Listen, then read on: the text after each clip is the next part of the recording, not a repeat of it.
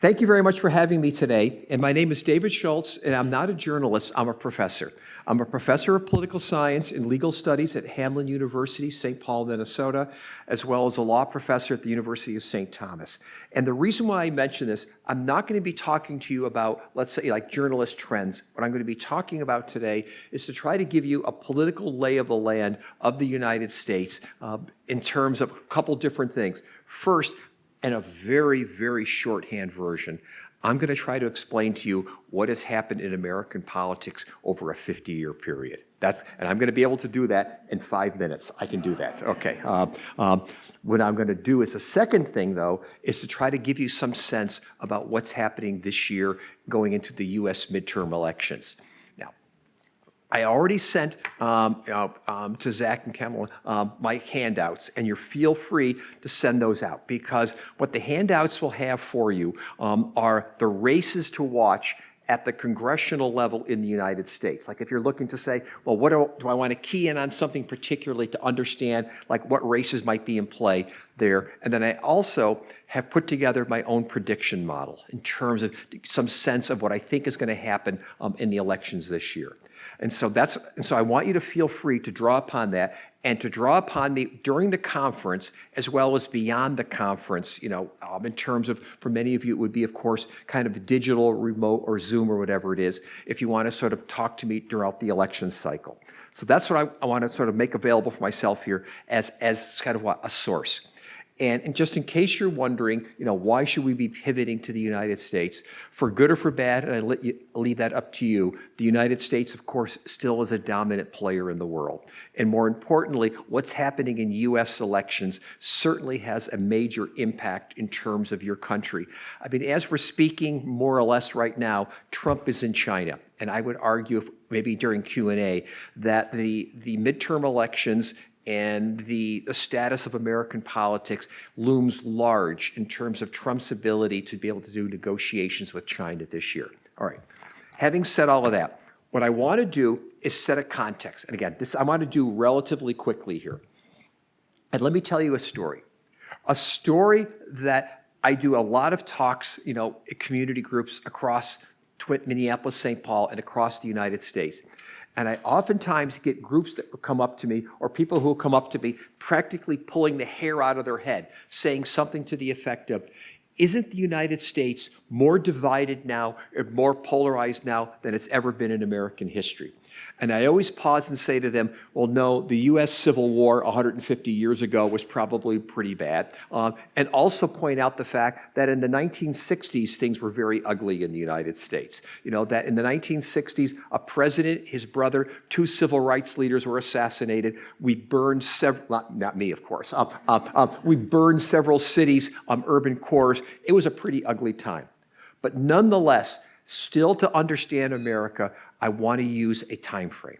And the time frame I'm using for us is 1976 versus 2026 in terms of getting you to understand something about American politics. Let us say we were to go back to 1976. We were to do survey research. You were a reporter. You wanted to cover a story and ask, what's the sense of American public opinion back in 1976? Again, you're a reporter back then. We look at all the good survey research being done at that point, and we take all the opinions from the survey research. And now we want to plot the opinions on a graph. And the graph would look at American public opinion in terms of being from very conservative to very progressive or left, whatever term you want to use. If we were to plot American public opinion out in 1976 on a graph, it would form a perfect bell-shaped curve. And the reason why that is important is for several reasons. If you know something about a bell-shaped curve, most of the stuff, if I can call it that, is in the center. And that would be the case back in 1976, that there was pretty broad consensus in American politics on a whole range of issues in the center. Yes, there were some people who veered to the far left, but who veered to the far right. But for the most part, we could see broad consensus on a lot of types of issues. With that, knowing that American public opinion formed a bell curve, we would know several other things about American politics at that point also too. We would also know, and I'm going to invoke one of my heroes. Okay, there's a famous bank robber named Willie Sutton. Okay. You're asking me, why do I like Willie Sutton as a hero? Because Willie Sutton was asked the question once, why do you rob banks? And he said, because that's where the money is. And if you think about it, that makes a lot of sense. Okay. I'm invoking Willie Sutton for a different reason. If you know in politics, especially for national politics, presidential politics, and 1976 was a presidential election, if you know that the vast majority of public opinion is in the center, what kind of candidate would you nominate for office if you wanted to win? You would nominate candidates to the political center. And in 1976, Jimmy Carter, the Democrat, Gerald Ford, the Republican, were near the center. And it made a lot of sense. We would also know that the center of the Democratic and Republican parties, our two major parties in the United States, were also very close to one another. The Republicans might be a little bit further to the right, Democrats a little bit further to the left, but for the most part, they were pretty close. Another thing that we would know about American politics in 1976 is that, again, I'm going to teach you a political science term. We would know that the two major parties were what we would call coalitional and not ideological. And what I mean by that is that both the Democratic Republican parties would have had leftists, centrists, and conservatives within their party. For example, the Democrats would have had a liberal Ted Kennedy. A centrist somewhat, centrist might be, depending on how you classify it, might have been a Jimmy Carter. And then you would have had, unfortunately, in the Democratic Party, some, for lack of a better term, Southern white racists, in the party. Republican Party, you would have had people, for example, in 1976, such as liberal Republicans, such as Jacob Javits, where I grew up in New York, a liberal Republican. You would have had more centrists, maybe like a Mark Hatfield, and you would have had conservatives, such as Ronald Reagan or a Barry Goldwater. So the parties would have been ideologically mixed. And that's important to think about. Okay. Third characteristic of American politics back then is that of the 435 U.S. House seats, House of Representatives, that's our lower chamber of Congress, 120 came from swing districts. That is, districts that could in any election go Democrat or Republican. The reason why that's important is that neither the Democrats nor the Republicans on their own could, without these swing seats, drive their agenda. Those swing seats were the drivers of political compromise. They forced the parties to work together. And then the last characteristic of 1976 is 10 to 15% of the voters would have described themselves as swing voters. They might have voted for a Democrat for president. They might have voted for a Republican for, let's say, a U.S. Senate or so forth. So think about it. The bell curve, convergence towards the center, coalitional parties, 1/3 of the seats being swing, 10 to 15% of the voters swing voters. Put that all together, we can map this out as a political scientist, and you would have done it as a journalist. We would have found that the vast majority of the votes in the U.S. House of Representatives and in Congress would have been what? Bipartisan.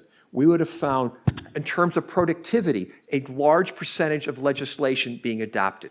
That's our picture then. Now, fast forward it 50 years. A lot of things have happened in a 50-year period.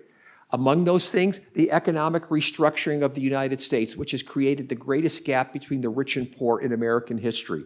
2, we would have seen a significant generational shift in terms of who's alive and who's voting, shifting across generations. We would have also seen a change in terms of what? Access to the media, in terms of going from what? Traditional media to what we would call new media to the social media, producing a very, very different political environment. So now, in 2026, you are a journalist. You will want to get a picture of what American politics looks like. We look at all the survey research. That bell-shaped curve now is a bimodal curve. It goes up like this, comes down like this, and goes up like that. The picture is dramatically different in American politics than it used to be. That what we're finding is that a larger and larger percentage of the American population no longer describes themselves as centrist, but they describe themselves as further to the left, further to the right. We know that the centers of the two American political parties have moved further and further apart. Think about it now. If I still apply the Willie Sutton logic, remember rob banks because that's where the money is? If you now know that there are fewer and fewer voters in the center, do you pick candidates to the center? It makes no sense to do so. You pick candidates to the center of your political party, of which are moving further and further apart. We also know that of those 120 seats that used to be swing, the number now is down to approximately 30 to 40 seats. There are very, very few seats truly in play going into this congressional election. We also know that among swing voters, we're down to where it's either between 0% of the voters are swing or at most 5%.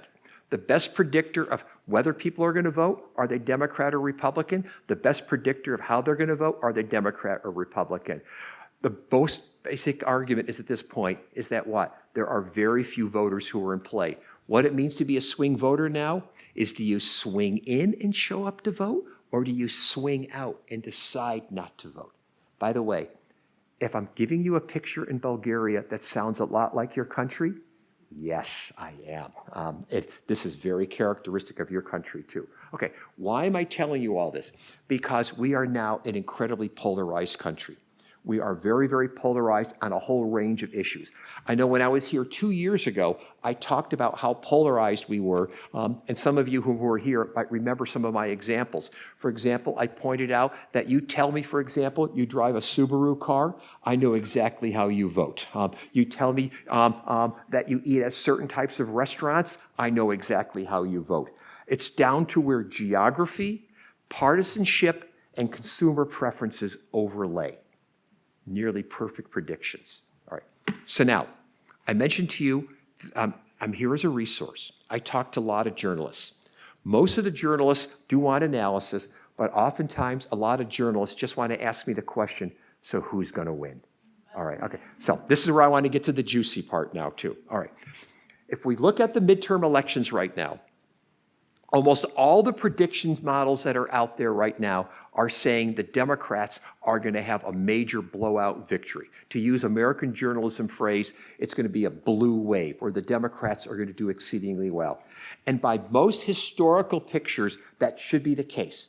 We know in the United States that the president's party generally loses seats during a midterm elections. In the last, let's say, 10 or so election cycles, the average loss in the House of Representatives is over 20 seats, which is pretty significant. Because we know right now that what? The margin of majority support for the Republicans in the U.S. House of Representatives is the closest it's been since the 1930s. It's what? A 3-vote majority. It's a bare majority also in the U.S. Senate. So any kind of shifting can matter. So first, by historic account, the Democrats should win. 2, generally, the lower the presidential's approval rating, the better it is for the opposition party. According to the most recent Washington Post ABC Ipsos poll, the president is at an all-time record low, Trump, for either of his administrations. It's hovering somewhere around 34 to 35%, depending on what day we're talking about at this point. We additionally know that on a whole range of issues, the economy, the war, immigration, on a whole bunch of issues, the president is at what? Below the water in terms of support. We also know that at the same time, in what's called the generic ballot, when asking people which party do you want to have in control of Congress, the Democrats enjoy a 5 to 10 point lead over the Republicans.